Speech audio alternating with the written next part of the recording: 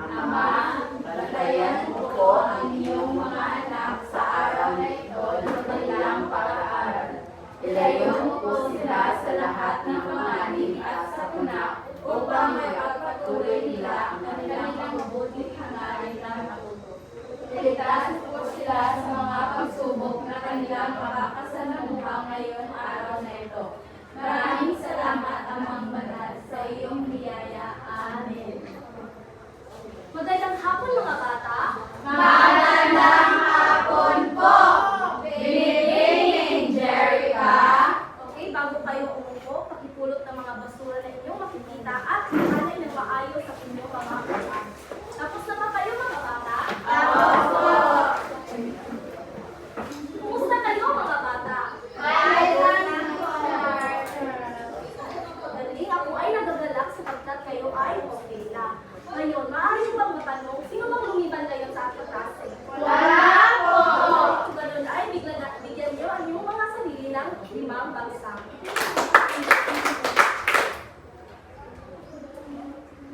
Alam niyo ba, mga bata, sa ating classroom, meron tayong mga pamantayan na kailangan natin sundin. So, pakibasa ang ating pamantayan sa klase, mga bata. Maupo ng maayos! Kayo ba ay napupo ng maayos? Oo! Magaling. Makinig ng mabuti! Tama, dapat kayo ay makinig ng mabuti, lalo na kung si teacher ay nagsasalita sa harapan. Ang pangatlo, Itaas ang kanang kamay kapag sasagot. pakitaas nga ng mga kanyang kamay ninyo mga bata. Ang galing.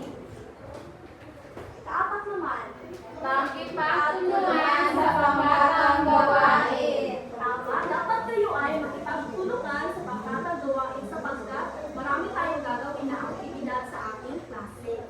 Kalima naman, Respetuhin ang pag-aaral at guro.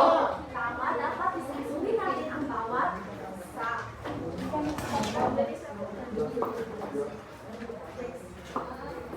Ngayon mga bata, bago tayo umako sa ating bagong aral, sino ang nakaka-alala sa ating huling tinalakay ng nakaraang araw? Ay, teacher. Sige nga, Kulot, ano nga ba yun? Elemento ng tula. Tama. Ang tinalakay natin noong nakaraang araw ay patungkol sa elemento ng tula. Ngayon upang mas masuri po talagang naiintindihan ninyo ang ating tinalakay noong nakaraang araw, may handa ako aktibidad. Ngayon, sa dalawang grupo, papangkatin ko kayo. Ito ay unang grupo at ikalawang grupo. So, paunahan itaas ang inyong banderahan at paunahan sumagot ng elemento na bumubuo sa tula. Ngunit ang bawat elemento ay iaayon ninyo sa kulay. Nagkakaintindihan ba tayo mga bata? Opo! Okay. Handa na ba kayo mga bata? Opo! Sa dalawa, tatlo makibasa. Ito ay pangkat sa tula na may dalawa o maraming linya. Taas mo yung bandera ko, alam niyo ang sagot. Ano nga ba ito? Tula. Ano, teacher? Anong tamang sagot? Wala. Okay, ang unang nakasagot ay ang pangalawang pangkat. Ito ay wala. Ito ay saknong. Naintindihan niyo bang gagawin niyo mga bata? Ulitin ko ba lang kung paluto natin? Hindi na po.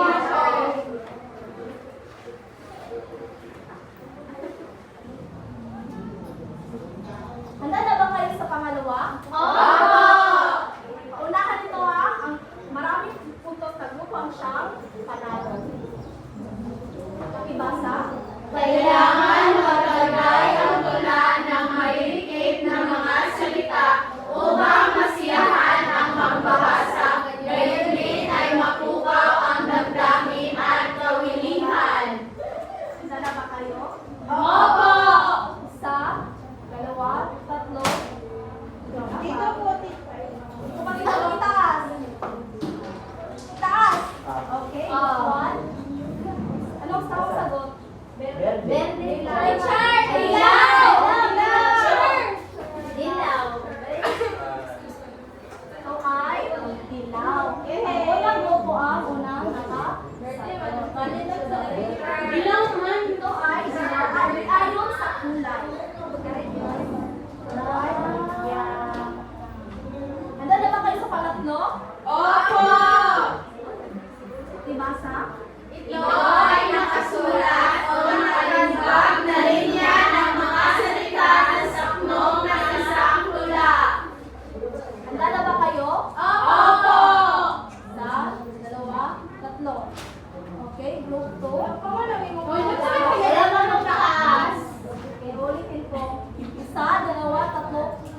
Oh, kami teacher. Itim. Itim. Ito ay? Talog po. Magaling mga bata. Apat naman. May tugma, isang tula, kapag ang huling pantig ng salita ng bawat taludtod ay magkatugma. Tandaan niyo mga bandera. Isa, dalawa, tatlo. Okay, ito. Taas ko na siya. Isa, dalawa, tatlo, taas! Oo, sabay po. Asol. Asol teacher, tugma. Ito ay tugma. Pakibasa. Ito ay sangkap ng tula na may kinalaman sa natatagong kahulugan ng nilalaman ng tula. Isa, dalawa, tatlo, taas! Kami! Ang tamang sagot. Bebe! Talinghaga. Birthday ba na? Ay, Talinghaga. Talinghaga. Dilawan mo. Dilawan mo. Birdie man yun. Ang kulay po ng red. Namanila ako. It's okay, teacher. Ulitin ko para fair sa inyong lahat. Pakibasa. Ito'y tumutukoy sa bilang ng pantig ng bawat taludtod. Isa, dalawa, tatlo, taas! Okay, sabay kayong dalawa. Okay, isa, dalawa, itaas! Okay? Ito ay? Puti. Ay, puti. Magaling. Ito ay? Sukat. Tunay nga na inyong naiintindihan ang ating tinalakay noong nakaraang araw. Gusto niyo pa ba ng maraming aktibidad mga bata? Okay, lang. Panuto, pipili ako ng 8 participante na bumuo sa mga lista gamit ang numero na ipinakita sa screen. Ngayon, sino gusto sumagot? Okay, ay, kailangan niyo ng 8 participante. Sige, pumunta dito sa harapan. At linya kayo.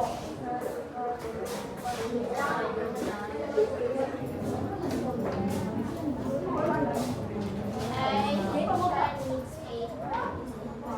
Okay, sino gusto sasagot sa una? Teacher. Sino kayo? 19. Okay, huwag pagtulakan.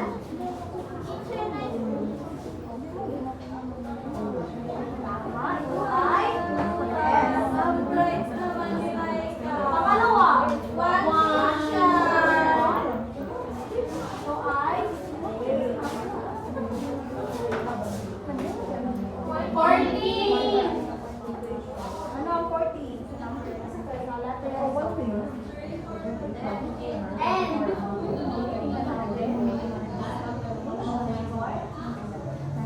Ito ay?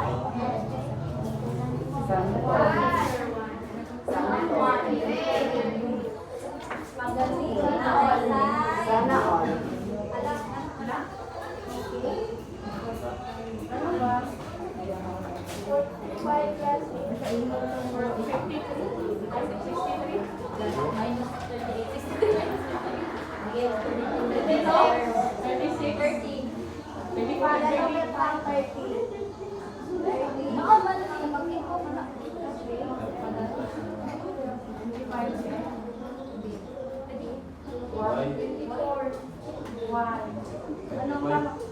Ano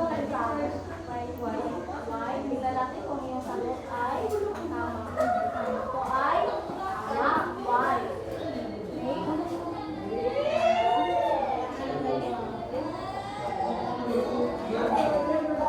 Ano? Anong letra ang 19? S. Why? S. Okay, tama.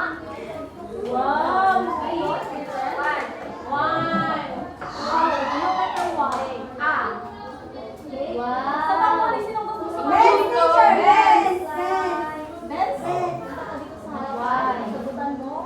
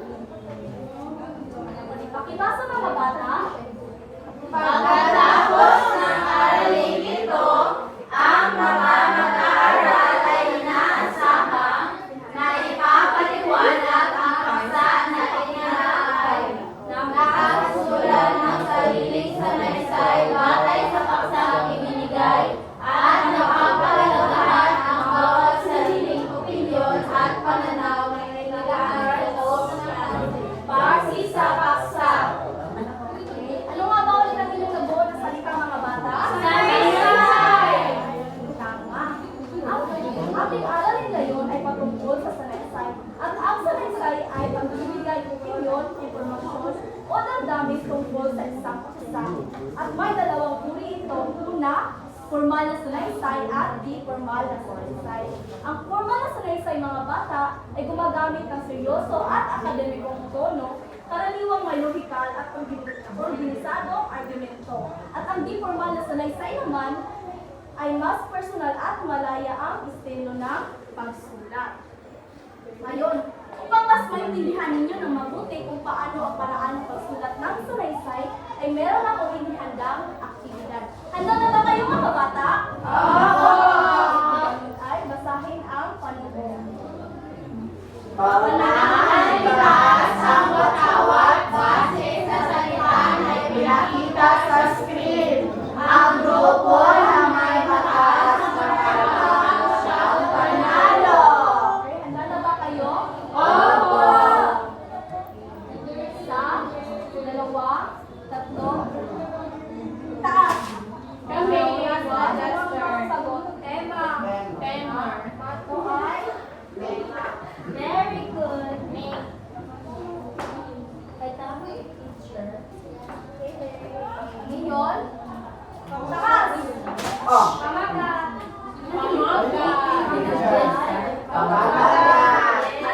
Pag-awal tayo pagkakalawa. Isa, dalawa, tatlo, taas! Okay, pagkakalawa.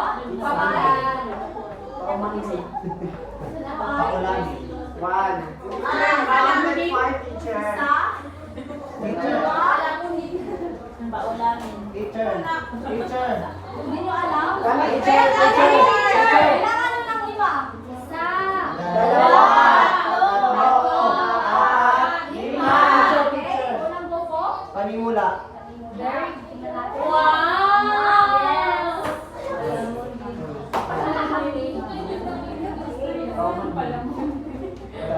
Sa pangatlo naman, isa, dalawa, tatlo, isa, taas! Okay, one, katawan! Katawan!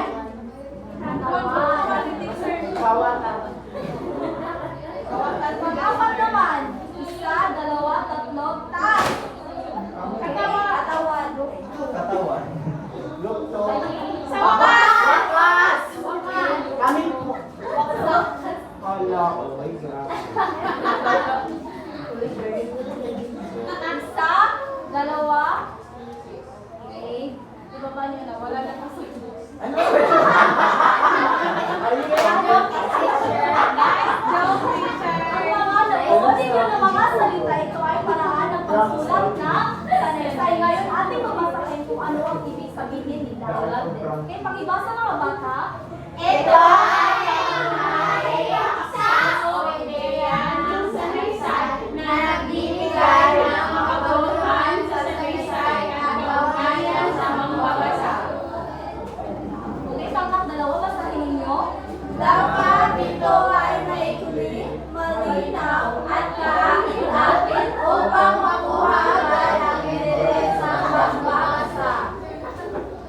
Ito ang unang bahagi ng salaysay na nagsisilbing pambungad at karaniwang naglalaman ito ng pangunahing ideya o paksa ng salaysay. Basahin lahat. Ito ay nagsasaan ng paliwanag, ebidensya o halimbawa upang suportahan ang pangunahing ideya at maaaring magkaroon ng tatlo o higit pang talata sa lalim ng diskusyon. Ngayon, ang pang- Inilalahat dito ang buod ng salaysay na may matibay na pagtatapos upang mag-iwan ng impresyon at aral sa pambabasa. Naintindihan niyo ba ang mga paraan ng Oh, pagsulat yes. ng salaysay? Ano nga ba yun? Wakas, panimula, pambungad, katawan.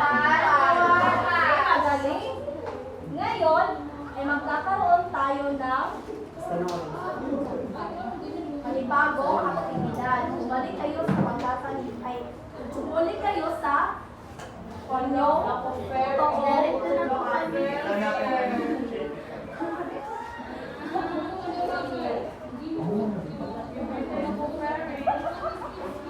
Basa niyo sa likod at sagutan.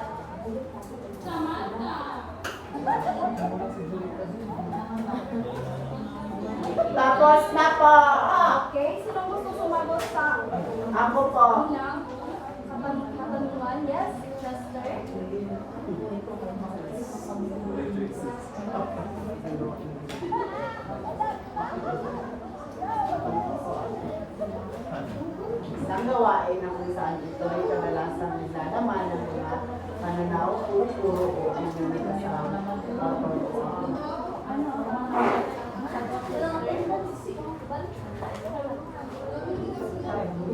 Sino gustong tumulong kay Jester? My God, Jester. Si Benz the teacher. Teacher! Sige, Katawan. tingnan natin kung yung sagot ay tama. Ito ay sanaysay. Ngayon, sa pangalawa naman, sinong gusto sumagot? Teacher. Miss Lynn? Mami na sanaysay ko sa Ay, mga teacher. Pamagat. Pamagat. Teacher? Pamagat? Picture. Ano na ang answer mo, Picture. Pamagat, teacher. Tingnan natin kung yung kasagutan ay Panimula. Panimula. Ngayon, just bibigyan kita ng pangalawang Apa. alsa. Tumayo ka at sagutan mo.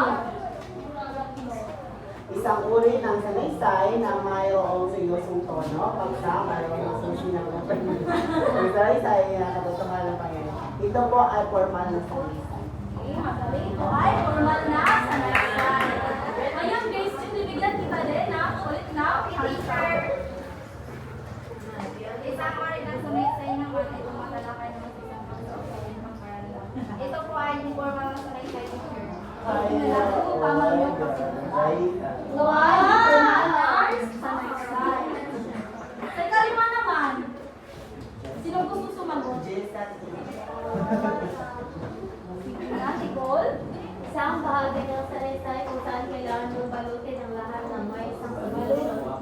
Upang ang mga mababasa ay maaaring umalis sa kriminalidad na may natutunan sila mula sa inyong papel. Wakas, teacher. Okay. Ito ay wakas o conclusion. Tama. Tama ka. Ngayon, sa pang-anim naman, sino gusto sumagot? Iba naman, ibang kamay. Dito na lang tayo sa... Sige nga, Maricar.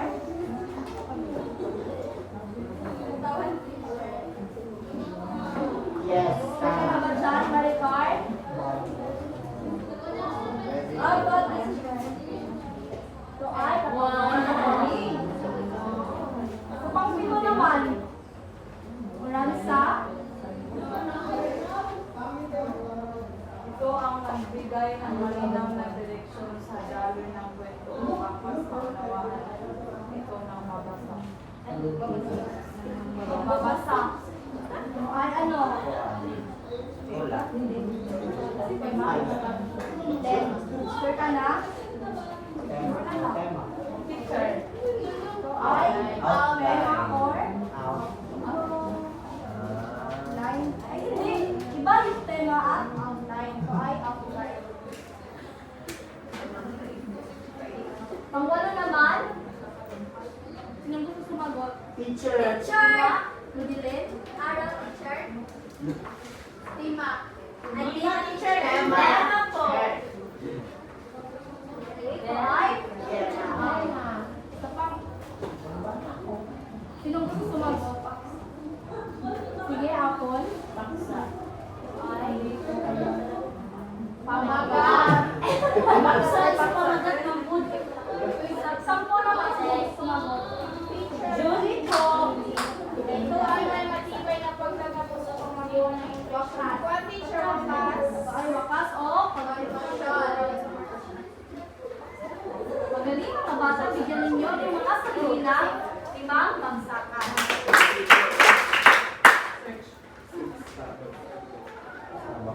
Ngayon, sa pangkata ninyo, panoto, basahin ninyo mga bata. Ang bawat letra ng sanaysay, inyong bibigyan ng kabalan at pumili ng isang Ay po yan mga bata.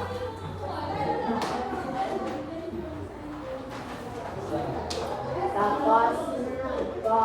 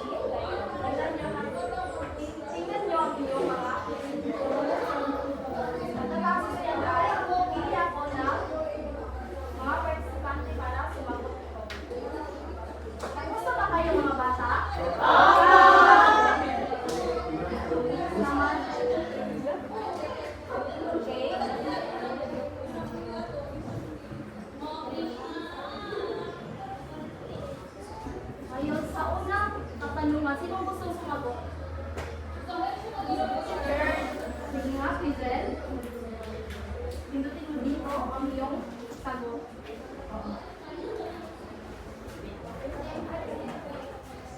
Apple, Weasley, Teacher! Chester,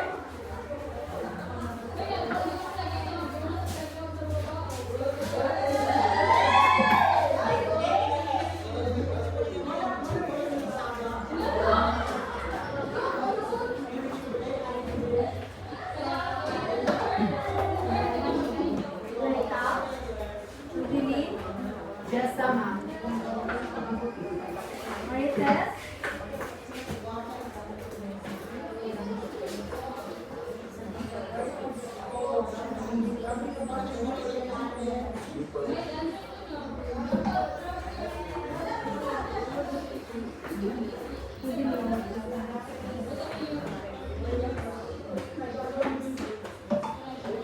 Honor,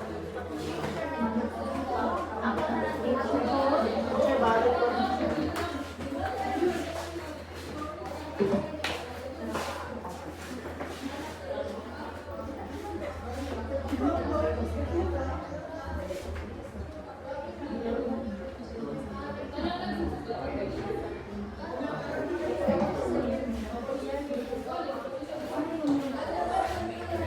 Isang salaysay na puno ng kwento, ng karanasan at may halong Humor. Very good. Jessa sa